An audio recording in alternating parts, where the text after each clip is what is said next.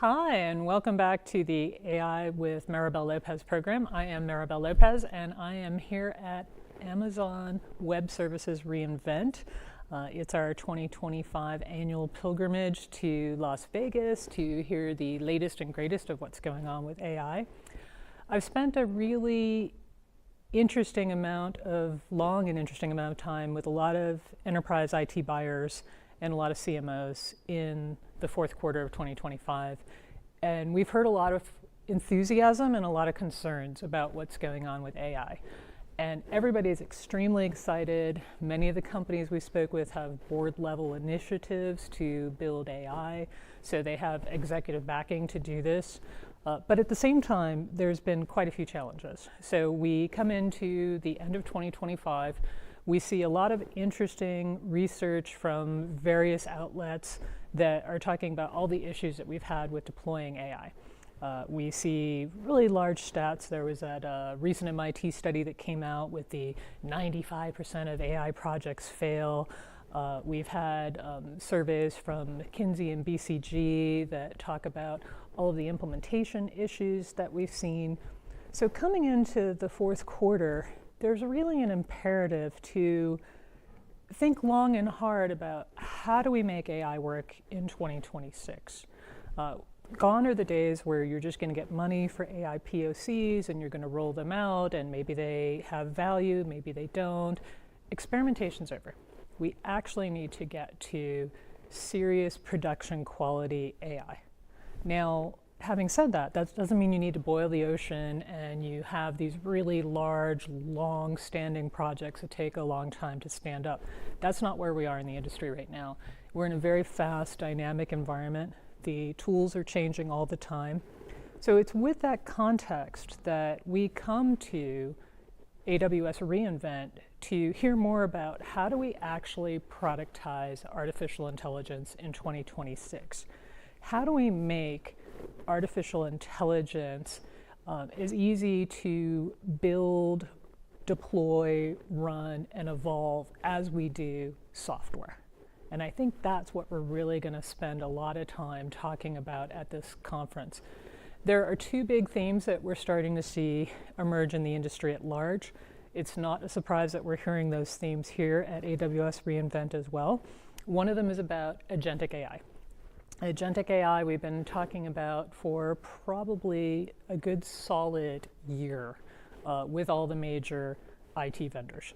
Now, having said that, there's a big difference about saying, hey, you can build agents to saying, hey, we can build agents in a production quality, scalable way. That's where we are today. That's what we're talking about at AWS reInvent. We're talking about the amount of tooling that has to come together for you as an organization to have a rich, easier to deploy agentic framework. So we've talked a lot about some of the changes to Agent Core. When I was on the road talking to IT leaders and CMOs, there were a couple of things that really came out as key gating factors for agentic adoption. One of those key gating factors for agentic adoption was security. Orchestration, that is like how agents interact with each other, talk to each other, get work done.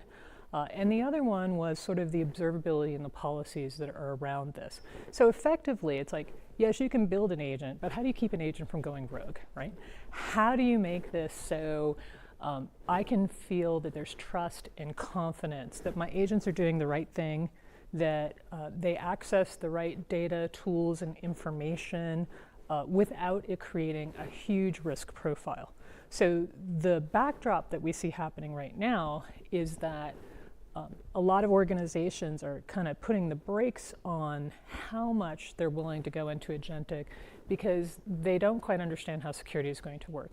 They don't understand how we're going to build multi-agent environments that cross stacks, different software stacks, to come together and do a full workflow.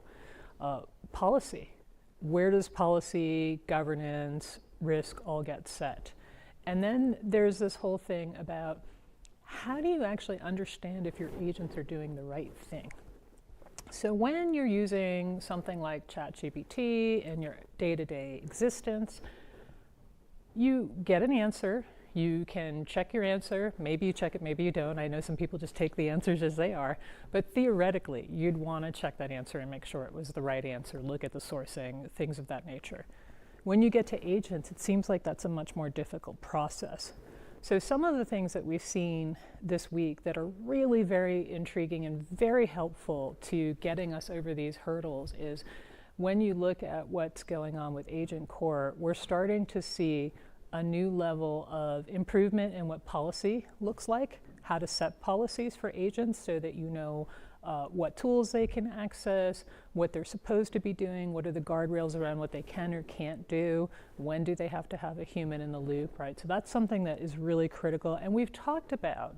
It's not as though that this didn't exist, it's that we keep getting better refinements of it, and the more refinement we get of something like policies, the more comfortable organizations feel with deploying things from someone like AWS. The second thing that we were talking about is observability. Observability is, you know, both policy and observability are frankly not the sexiest topics, right? Nobody's sitting around saying, oh my God, let's talk about some observability and governance frameworks, right? However, if you don't have them, you can't do anything. So observability is actually starting to be a really big thing in AI. You know, is anything checking the agent? We need to check it as a test before we deploy it, but we also need to be able to have some observability of how the agents are acting in real time so that we can actually shut down agents if they're not working appropriately.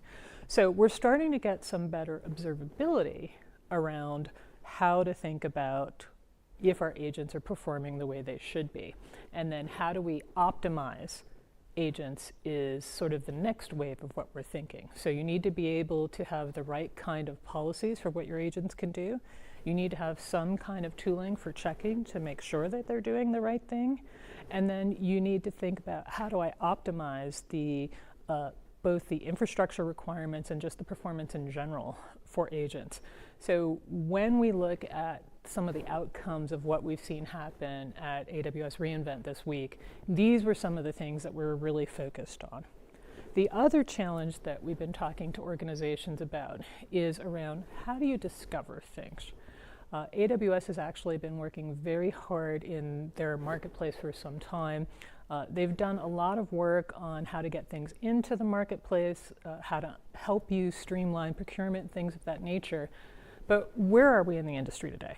We are in a discoverability challenge in the industry today. Across the stack for any type of AI tooling, you could literally spend hours and hours and hours digging into things, trying to figure out how things work, trying to figure out what you should be deploying.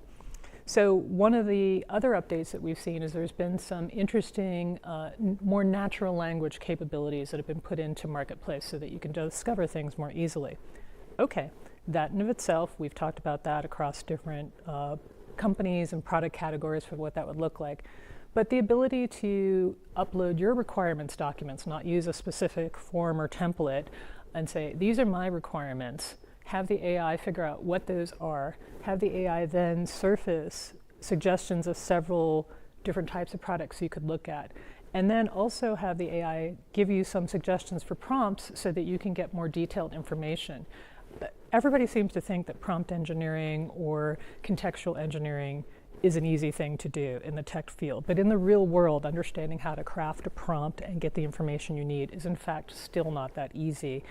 And as we go into more line of business leaders trying to figure out how to do this, we're all learning in real time. So anything you can do to help people understand what's available, help them figure out how to assess what's available, give them little guideposts for how to figure out when you might want this versus that.